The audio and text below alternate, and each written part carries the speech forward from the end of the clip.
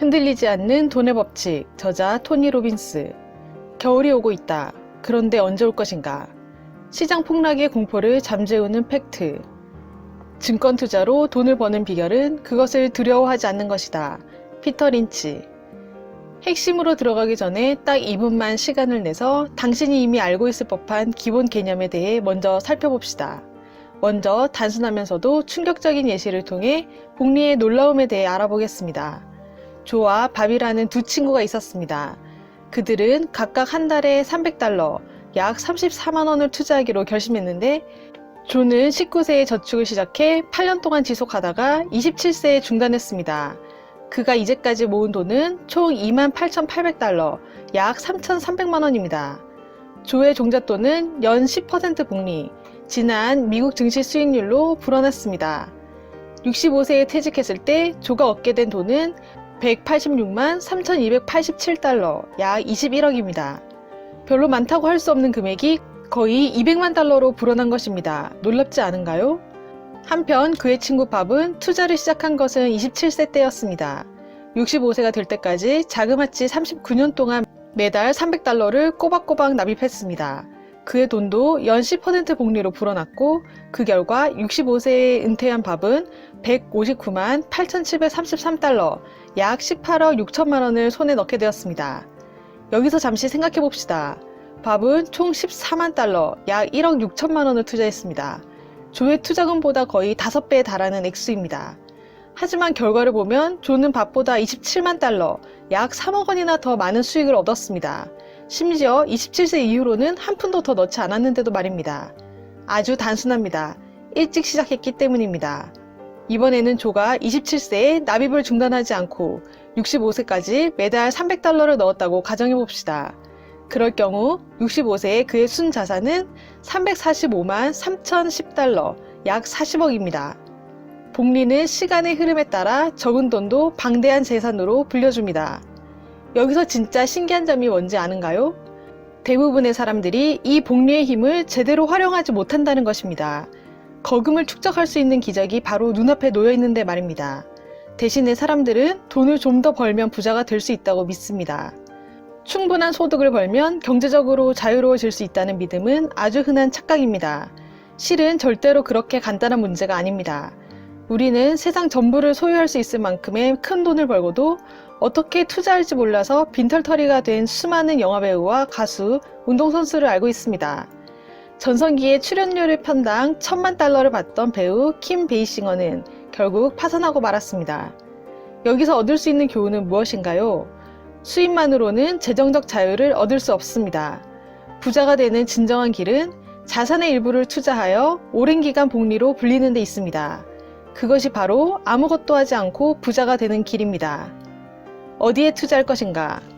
알다시피 주식은 많은 이들을 부자로 만들어 주었습니다. 지난 200년간 급격하고 무수한 기복이 있었던 것은 사실이나 주식시장은 장기 투자자가 부를 쌓을 수 있는 최상의 공간입니다. 그러나 이곳에도 불안감은 팽배합니다. 소위 전문가들이 엄숙한 목소리로 시장 조정이나 증시 붕괴, 경제 위기에 대해 떠드는 이야기를 듣고 있노라면 정말로 하늘이 무너질 것처럼 불안해지기 쉽습니다. 하지만 시청률을 올릴 프로그램에는 적당할지 몰라도 우리는 이 게임에서 감정을 최대한 배제해야 할 필요가 있습니다. 그렇다면 어떻게 해야 할까요? 왁자지껄한 소음에 한눈 팔기보다는 핵심 사실에 집중하는 편이 훨씬 이득입니다.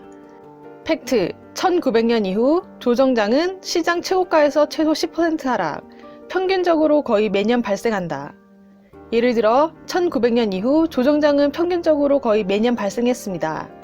나이 50에 평균 수명 85세라면 앞으로 조정장을 35번이나 더 경험해야 한다니. 다시 말해 당신은 일평생 동안 생일과 맞먹는 횟수의 조정장을 경험해야 합니다. 이 사실이 중요한 이유는 시장 조정이 실은 늘 일어나는 흔한 일임을 말해주기 때문입니다. 역사적으로 조정장의 지속기간은 평균 54일입니다. 2달도 안 된다는 이야기이죠. 즉 대부분의 조정장은 당신이 미처 알아보기도 전에 끝나버립니다. 이제 좀 안심이 되는가요? 주가 하락은 금전적으로 꽤 견디기 힘든 타격이고 불확실성은 많은 사람들에게 커다란 실수를 부추깁니다. 하지만 거기에 굴복하지 않고 흔들림 없이 버틴다면 폭풍우는 금세 지나갈 것입니다. 팩트, 조정장이 약세장으로 들어설 가능성은 20% 이하이다. 실제로 조정장이 약세장으로 악화되는 경우는 5번 중 1번도 되지 않습니다. 다시 말해 80% 이상은 약세장으로 진입하지 않습니다. 너무나도 당황해서 조정장 중에 주식을 현금화했는데 그 직후에 주가가 반등할 수도 있습니다. 조정장이 악화되는 경우가 드물다는 사실을 깨닫고 나면 난기류를 만나자마자 탈출 버튼을 누르고 싶은 충동에 보다 쉽게 저항할 수 있을 것입니다. 팩트, 주식시장은 단기적 후퇴는 있을지언정 꾸준히 상승한다. 1980년과 2015년 사이 지난 36년 동안 S&P 500 지수는 주기적으로 주가 하락이 발생했습니다.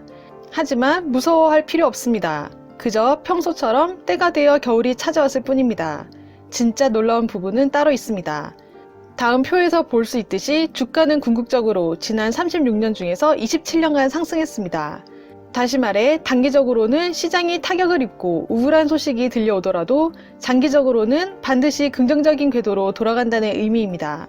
그렇다고 모든 기업 또는 주식이 무조건 성장한다는 의미는 아닙니다. 어떤 기업은 죽고 일부 주식은 휴지 조각이 됩니다.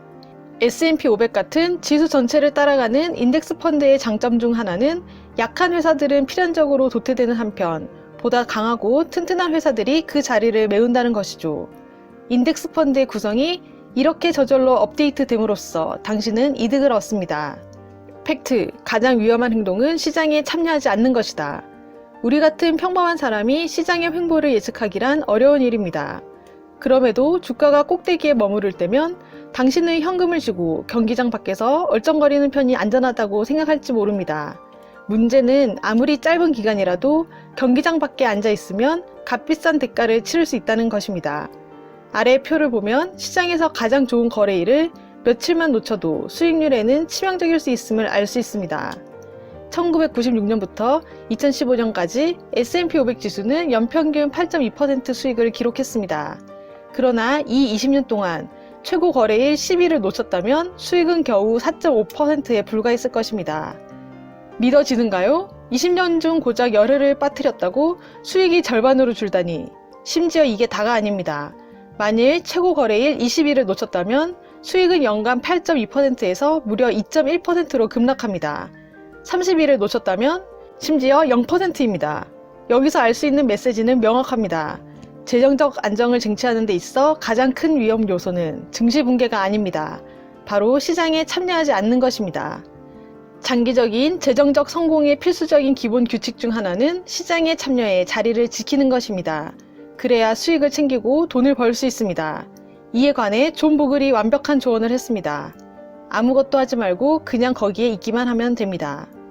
책 흔들리지 않는 돈의 법칙, 저자 토니 로빈스. 시장의 거짓말에 속지 마라. 부자는 돈의 법칙만 믿는다에 대해 자세한 내용이 궁금하신 분들은 이 책을 읽어보시길 권해드립니다. 구독과 좋아요로 부유한 책방으로 입장하세요. 감사합니다.